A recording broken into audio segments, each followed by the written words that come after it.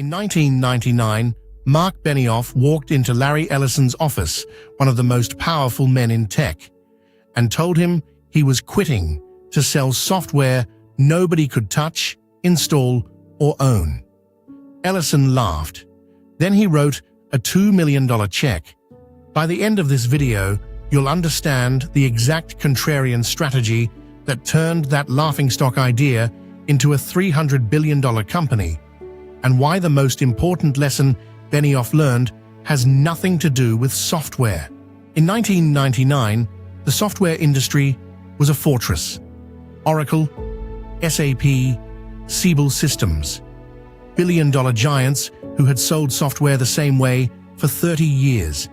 You bought a license, you installed it, you owned it. And if you wanted an upgrade, you bought it again. A perfect, self-perpetuating machine. Nobody questioned it. Nobody dared. And then, a 34-year-old Oracle executive named Marc Benioff walked away from a $300,000 salary, a corner office, and the most powerful mentor in Silicon Valley, to build something the entire industry called technically impossible and commercially insane. By the end of this video, you'll understand exactly how he did it, why the timing was both genius and almost catastrophic, and the one near-death moment that nearly erased Salesforce from history before it ever became a legend. And later, I'll reveal the single competitor move that actually made Salesforce stronger. Stay with me. Picture this. It's 1998. A mid-sized manufacturing firm in Ohio decides it needs CRM software to manage its sales team. Simple enough.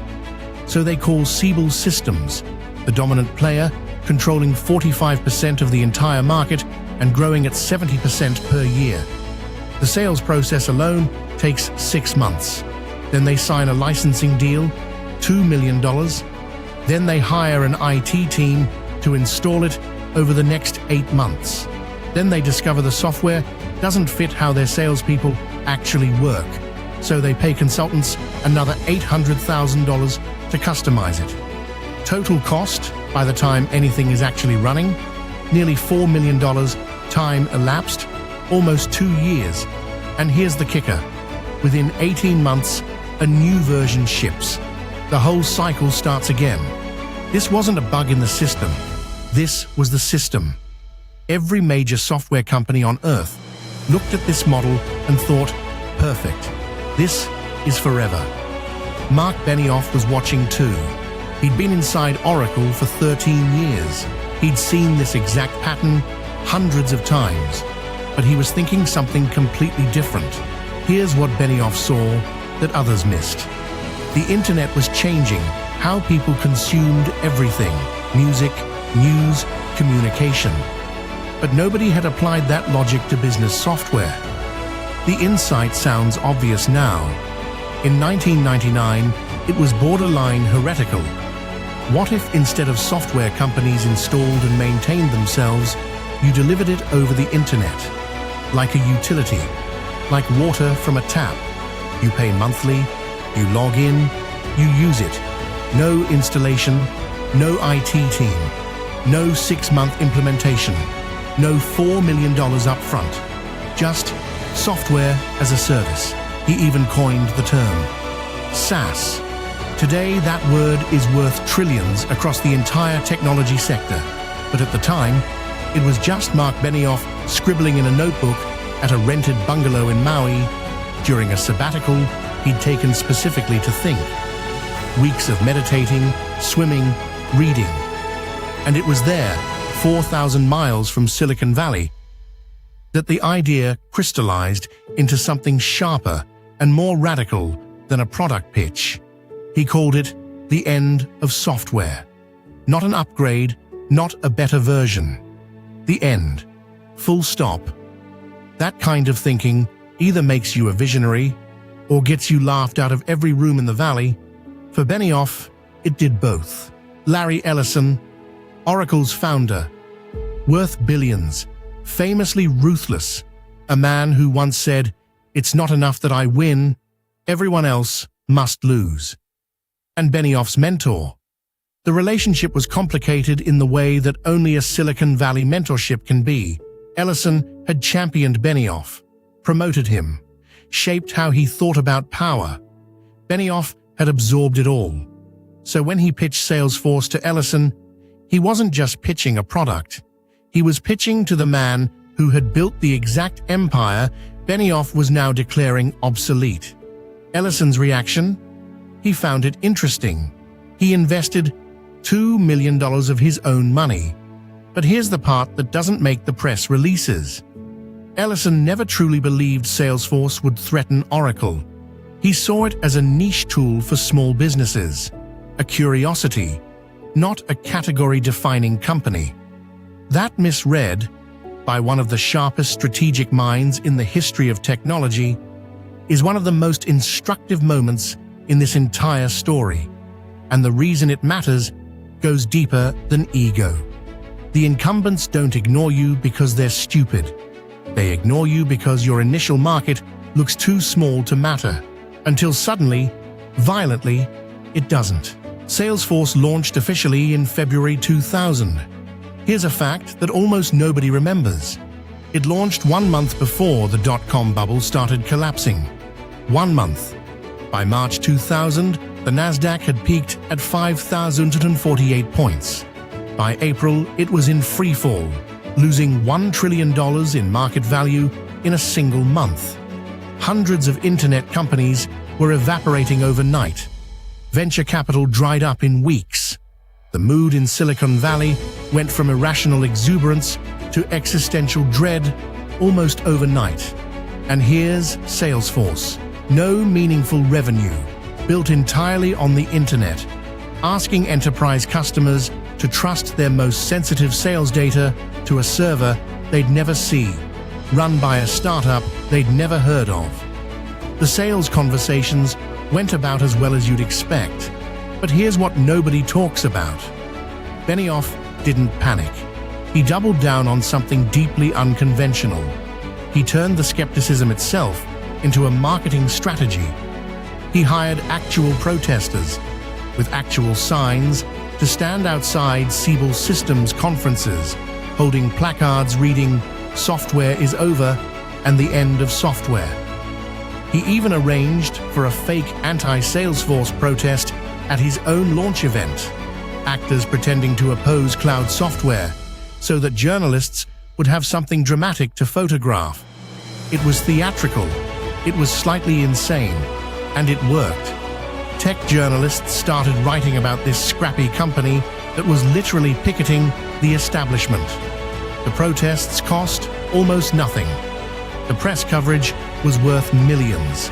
This is where the story gets genuinely dark. By 2001, Salesforce had around 3,000 customers, small businesses mostly, exactly the niche Ellison had predicted. Revenue was growing, but nowhere near fast enough to justify the burn rate. The team had expanded, server costs were climbing, and the fundamental economics of the SaaS model were starting to bite in a way Benioff hadn't fully prepared for. Because customers paid monthly instead of one giant upfront fee, Salesforce had to re-earn that revenue every single month. Churn, customers canceling, was an existential threat in a way it simply wasn't for traditional vendors. If a company stopped paying for Siebel, they still had the software installed on their servers. If they stopped paying Salesforce, access was gone. Data locked. It was a completely different psychological contract. Some customers hated it. Then came the crisis that almost ended everything. In 2007, and this surprises people, a sophisticated phishing attack targeting Salesforce users exposed customer contact data to an unknown third party. The company's entire value proposition rested on one thing: trust. Trust that your data was safer on Benioff's servers than on your own. And now that trust was being tested publicly, in the press, in real time.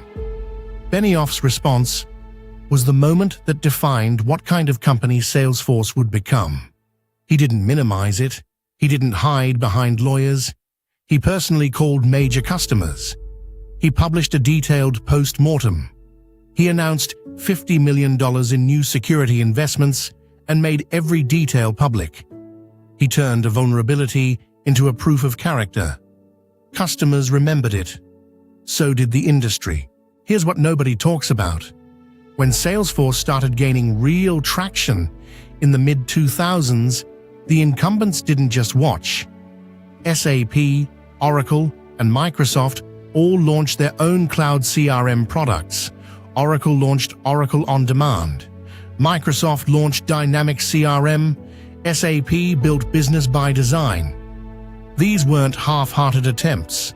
These were billion-dollar companies throwing engineering armies, enterprise sales forces, and unlimited marketing budgets at exactly the market Salesforce was pioneering. The conventional wisdom said it was over. You can't outspend Oracle. You can't outdistribute Microsoft. You can't win a war of attrition against companies with 10 times your resources and 50 years of enterprise relationships. But here's the twist, and it's a beautiful one. Every time a giant entered the market, every time an Oracle salesperson walked into a boardroom and said, "You don't need this startup. We have our own cloud CRM now," they validated the very thing Benioff had been trying to sell for years. The message that internet-delivered software was the future. The incumbents spent billions of dollars confirming Benioff's thesis to every enterprise buyer on Earth. And because Salesforce had a 4 to 6 year head start on genuine cloud-native architecture, their product was simply better. The giants were bolting cloud interfaces onto legacy systems held together with 20-year-old code. Salesforce was born in the cloud. That difference, invisible to most buyers, devastating in practice, was everything. In 2005, Benioff launched AppExchange. Think of it as the App Store, but for business software, 3 full years before Apple launched the actual App Store. Third-party developers could now build applications that sat on top of the Salesforce platform, and customers could deploy them in minutes. It sounds logical now. In 2005, it was genuinely revolutionary. Enterprise software had always been a closed ecosystem. You bought from one vendor, you used what they gave you, and if you wanted anything different, you paid millions for custom development. AppExchange turned Salesforce from a product into a platform, and that distinction matters more than almost anything else in this story. A product solves one problem. A platform creates an ecosystem where thousands of partners solve thousands of problems, and the platform owner wins every time anyone uses any of them. Within 2 years of launching, AppExchange had over 500 applications built by independent developers who are now financially dependent on Salesforce's success. That network effect created a loyalty and switching cost that no amount of Oracle marketing budget could overcome. Partners were building entire companies specifically because Salesforce existed, and the flywheel started spinning in a way it couldn't be stopped. By fiscal year 2007, Salesforce crossed $1 billion in annual revenue, the fastest any enterprise software company had ever reached that milestone. From day one, Benioff had embedded something unusual into Salesforce's DNA, the 1-1-1 model. 1% of equity, 1% of product, 1% of employee time, all donated. He committed to this when the company had literally nothing. No revenue, no customers, a handful of employees squeezed into a rented apartment on Telegraph Hill in San Francisco. The commitment was, if this ever becomes something, 10% of it belongs to the world. Investors thought he was eccentric at best, irresponsible at worst. Giving away equity before you've created any, that's either admirable or delusional. And in 1999, the line between those two was genuinely unclear. But here's what happened. It became a recruiting superpower. The best engineers in Silicon Valley didn't just want to build software. They wanted their work to mean something. And Benioff gave them a framework for that feeling baked into the company's legal structure. Not a PR campaign, not an annual donation, but a permanent constitutional commitment. Hundreds of companies have since adopted the model. Pledge 1% is now a global movement with over 18,000 member companies, and Salesforce's own commitment has resulted in over $500 million in grants, 9 million volunteer hours, and product donations reaching 56,000 nonprofits worldwide. That's a legacy that has nothing to do with CRM software, and everything to do with what Benioff believed a company was actually for. Between 2013 and 2021, Salesforce went on one of the most aggressive acquisition sprees in enterprise technology history. ExactTarget for $2.5 billion, MuleSoft for $6.5 billion, Tableau for $15.7 billion, at the time, the largest pure software acquisition in history. And then the crown jewel, Slack for $27.7 billion, Salesforce's biggest bet ever, announced on December 1st, 2020, in the middle of a global pandemic when the future of office work was still completely unknown. Total acquisition spend across that decade, over $60 billion. For context, that's more than Google's entire market cap when it went public in 2004. Each deal followed deliberate logic. ExactTarget brought marketing automation. MuleSoft brought integration infrastructure, the connective tissue letting different software systems talk to each other. Tableau brought data visualization that turned raw numbers into decisions. And Slack brought the one thing every enterprise software company desperately wanted: daily voluntary user engagement. Most business software gets used grudgingly, Salesforce included. Slack was different. People chose to be in it. Owning that daily habit was strategic genius. But here's what nobody talks about. The Slack deal was deeply controversial the moment it was announced. Salesforce stock dropped 8% that day. Analysts questioned the $27.7 billion price tag for a company with $902 million in annual revenue, a 30x revenue multiple. Stuart Butterfield, Slack's CEO, had previously rejected a $9 billion acquisition offer from Microsoft. The integration challenges were enormous. The cultural clash between a freewheeling workplace chat app and a buttoned-up enterprise software giant was real. Whether Slack retained its soul inside Salesforce, that's still debated. But the audacity of the move was vintage Benioff. In 2018, Salesforce overtook SAP to become the world's largest CRM provider. The company Siebel had dismissed. The company every major software giant had tried to bury. The company Larry Ellison had funded while privately filing under niche curiosity, category king, undisputed. And then in September 2022, Salesforce's market capitalization briefly crossed $300 billion. Compare that to Siebel Systems at its absolute peak, $28 billion. Salesforce hadn't just won the market. It had redefined what the market was, expanded it beyond recognition, and then dominated the new version it had invented.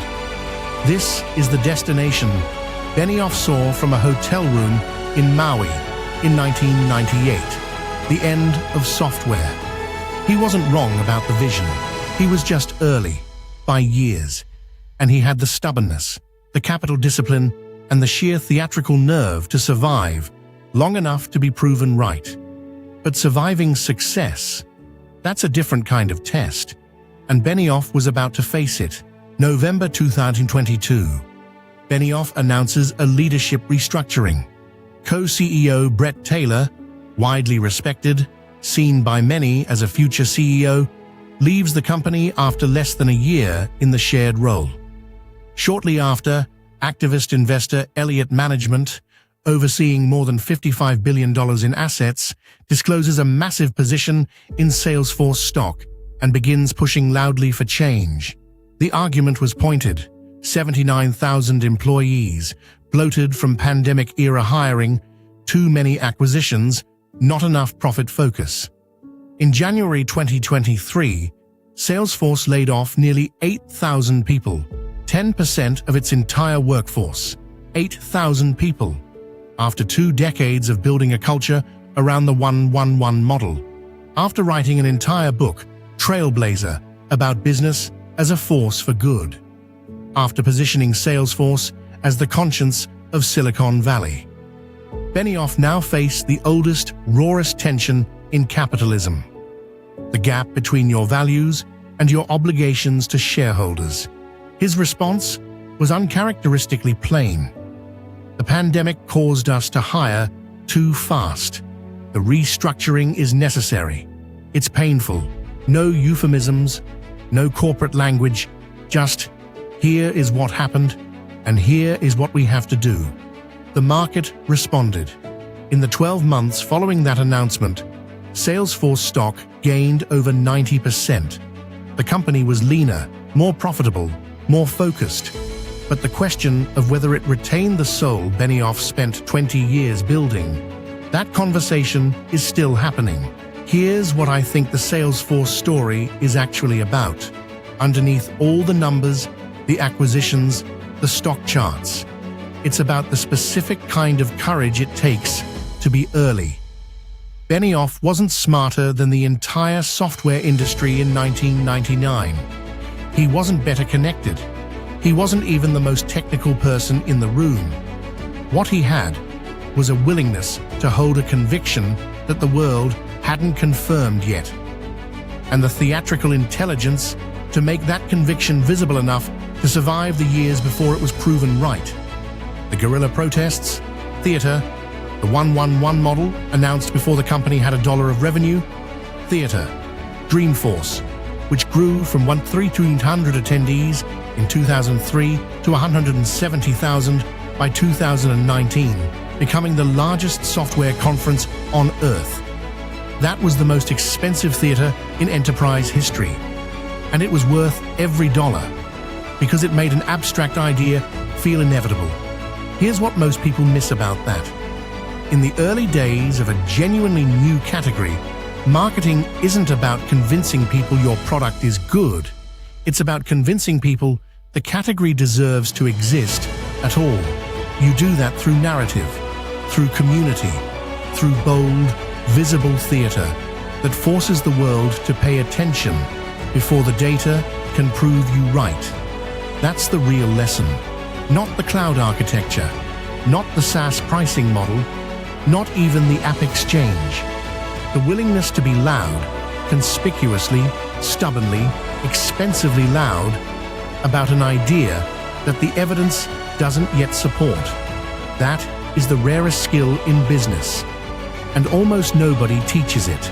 Marc Benioff left a $300,000 salary, got laughed at by his own mentor, launched 1 month before the dot-com crash, survived a public security breach, watched Oracle and Microsoft copy his entire business model, built the App Store before Apple did, gave away equity before he had any, spent $60 billion on acquisitions that redefined what his company was, and then laid off 8,000 people to save what he'd built.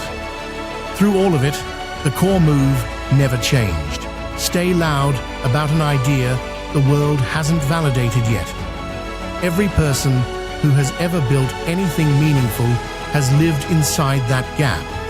The distance between your conviction and the moment the world catches up. Benioff's gap lasted 4 years. Some founders' gaps last a decade. Some gaps never close. But the Salesforce story makes one thing undeniable. The gap is not the problem. Silence during the gap is the problem. The most dangerous thing you can do with a true idea is wait until the world is ready. By then, someone else has already been loud. Hold the conviction. Make the noise. Let the market catch up to you.